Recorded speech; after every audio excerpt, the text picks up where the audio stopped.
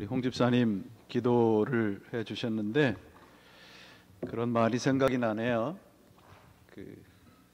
아무리 혹독한 겨울이라도 봄을 이기지 못한다는 겁니다. 여러분들, 여러분의 삶이 어렵고 힘들어도 하나님 안에 있는 하나님 안의 따뜻한 기운들을 우리 삶의 고난은 결코 이기지 못합니다. 주님 안에서 신앙으로 이겨가시기를 바랍니다. 성경을 읽다가 어떤 청년이 솔로몬의 기도를 읽으면서 이제 감동을 받았어요. 그래서 나도 솔로몬처럼 기도하리라, 그렇게 마음을 먹고 기도를 했습니다. 솔로몬이 뭐라고 기도를 했나요? 하나님, 다른 거 다 필요 없고 정말 저에게 지혜만 주십시오. 그래서 이 청년이 하나님, 다른 건 다 필요 없고 저에게 지혜만 내려주십시오, 그렇게 기도를 했어요. 근데 그 기도하는 그 마음에 숨겨진 마음은 뭐냐 하면, 지혜를 구하면 그 뒤에 부귀영화는 당연히 따라올 것이다는 잔머리를 굴린 겁니다. 하나님이 이 청년에게 응답을 하셨을까요? 안 하셨을까요? 응답을 하셨습니다. 하나님이 이 청년의 기도에 응답을 했는데, 그 응답은 뭐냐 하면 지혜라는 이름을 가진 부인을 그에게 허락을 했다는 거예요. 그러니까 흔히 하는 말에 연불에는 마음이 없고 잿밥에만 마음이 있다는 말 많이 하잖아요.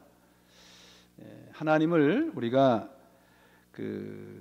이용하는 그런 신앙이 아니고 하나님을 따라가고 순종하는 신앙, 항복하는 신앙, 그게 이제 우리 기독교의 신앙이라는 것입니다. 이러한 신앙의 가장 근본이 되고 핵심되는 내용이 어디에 있습니까? 성경에 있습니다. 성경에. 우리 신앙의 내용은 하나님의 말씀이에요. 그 하나님의 말씀이 적혀져 있는 것이 성경입니다. 그런데 우리 신자들은 이 성경이 우리들에게 가르치고 우리들에게 가르치는 그런 곳으로 가도록 만드는 곳이 우리 교회이어야 합니다. 그게 신앙교육입니다. 그런데 오늘날 교회들이 성경보다는 어떤 인기 있는 프로그램들을 찾고 그것을 개발하는 데 열을 올리는 겁니다. 그것은 성경이 중요하다는 것을 모르기 때문이 아니고요. 성경이 중요하다는 것을 왜 다 모르겠습니까? 다 압니다. 아는데 성경에서 가르치고 있는 내용들이 많은 신자들이, 많은 분들이 그건 우리 사회에서 써먹을 수 없는 비현실적인 거야 라고 생각을 하기 때문에 그래요. 하나님의 말씀을 전하면 어떤 분들은 그건 뭐 목사님이 단상에서나 전하는 거지, 그거 우리 현실에서는 그건 써먹을 수 없어요. 사람들이 이렇게 생각하는 그 생각에 교회가 동조하는 겁니다. 그래서 프로그램에 더 열을 올리는 거예요. 교회 부흥을 이야기하던 중에 어떤 분이 이런 비유를 들어서 저에게 설명을 해 주시더라고요. 음식점이 있는데 그 음식점이 아무리 허름하고 아무리 지역적으로 이렇게 안 좋은 곳에 자리를 잡고 있어도 음식이 맛있으면 사람들이 찾아간다는 거예요. 그래서 교회도 음식점처럼 지역이나 뭐 이런 거 상관없이 맛있는 음식을 만들어서 사람들에게 제공하면 교회가 부흥한다는 거예요. 여러분, 이 말이 맞는 말인가요? 틀린 말인가요? 이게 문제가 되는 거예요. 이게 우리 권사님이 문제가 있다는 게 아니라 우리가 언뜻 들으면 이 말이 맞는 것 같아요. 맞는 것 같습니다. 그런데 이 말 속에는 아주 무서운 인본주의적인 사고가 깔려 있어요. 교회는요, 하나님의 입맛에 사람들을 맞추는 곳이에요. 그게 교회이어야 합니다. 사람의 입맛에 하나님의 말씀을 반죽을 하고 맛을 들이게 되면 마치 우리나라 김치가 일본에 가면 뭐가 돼요? 기무치가 되는 거예요. 김치 맛을 잃어버리는 겁니다. 우리 스스로 교회가 사람들의 입맛에 맞는 음식을 제공하는 것이 아니라 하나님의 입맛에 맞는, 그래서 그 입맛에 사람들을 길들여가는 것이 교회이어야 한다는 것이에요. 그런데 문제는 뭐냐 하면 많은 경우에 이런 음식이 우리 사람들의 입맛에 맞질 않는다는 거예요. 왜냐하면 우리들은 천성적으로 하나님에게 속한 것을 좋아하지 않도록 태어났어요.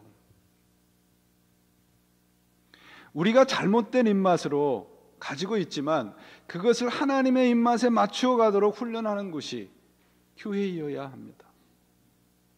사람들이 맛이 없다고 해도 그것이 하나님이 맛이 있다고 하는 음식이라면 우리는 그걸 먹고 그 음식으로, 그 말씀으로 영의 양식을 삼아야 돼요. 그것을 가르치는 것이 교회이어야 합니다. 그렇지 않으면 우리 스스로 하나님을 이용하는 신앙에서 결코 벗어날 수가 없게 됩니다. 누차 말씀드렸어요. 신앙은 내가 좋아하는 것을 하는 게 아니라 나에게 좋은 것을 하는 것이에요. 그것을 아는 거예요. 그걸 분별하는 거예요. 그게 신앙이에요. 내가 좋아하는 것과 내게 좋은 것을 구별할 줄 아셔야 됩니다. 이 시대 영성가로 잘 알려져 있던 우리 헨리 나운 신부가 이런 얘기를 했어요. 우리가 해야 할 일을 하는 것과 하고 싶은 일을 하는 것을 구별하기가 쉽지 않다. 우리가 해야 할 일을 하는 것은 뭐냐? 소명이에요. 그리고 우리가 하고 싶은 일을 하는 것은 욕망이에요. 우리가 스스로 우리가 하고 싶은 일을 하고 싶은 그 욕망 때문에 정작 해야 될 일을 놓칠 때가 많다는 거예요. 이분이 이런 얘기를 해요. 자신의 뜻이 아니라 하나님의 뜻을 따르겠다고 결심하면 우리가 하는 일들 중에 많은 부분은 꼭 해야만 하는 일이 아님을 알게 됩니다. 많은 부분들이 이게 정말 내가 해야 되는 거라고 생각하는데 그게 우리의 욕망을 따르다 보면 결국은 내가 하지 않아도 되는 일이라고 하는 것들을 깨닫게 된다는 거죠. 예수님께서 우리들에게 가르치신 신앙의 대원칙이 무엇입니까? 사람에게 보이려고 하지 말라는 거예요. 곧 사람을 만족시키려는 신앙을 갖지 말라는 겁니다. 예수님께서 이 땅에서 30년을 사시고 공생애를 시작하시면서 가장 먼저 하신 일이 뭐예요?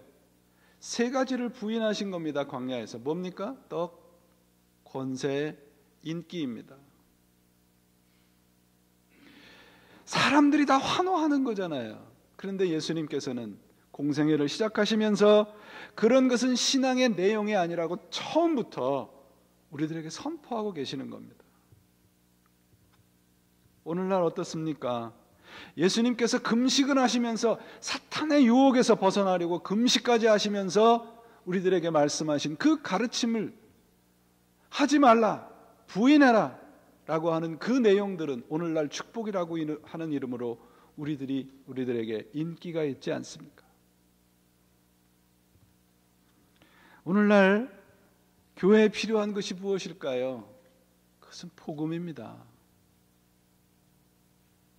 저하고 오랫동안 교제했던 한국에 계신 분이지만 정말 영적으로 교제한 분이 그러세요. 저한테. 목사님, 오늘날 교회가 복음이 없습니다.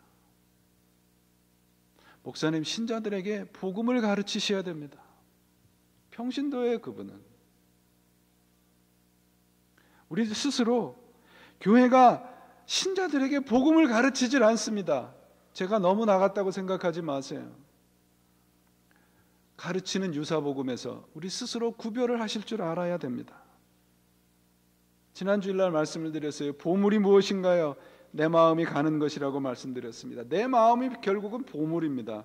그리고 그 마음이 가는 곳이 세상의 만몬과 재물과 하나님을 동시에 섬길 수 없다고 말씀하세요.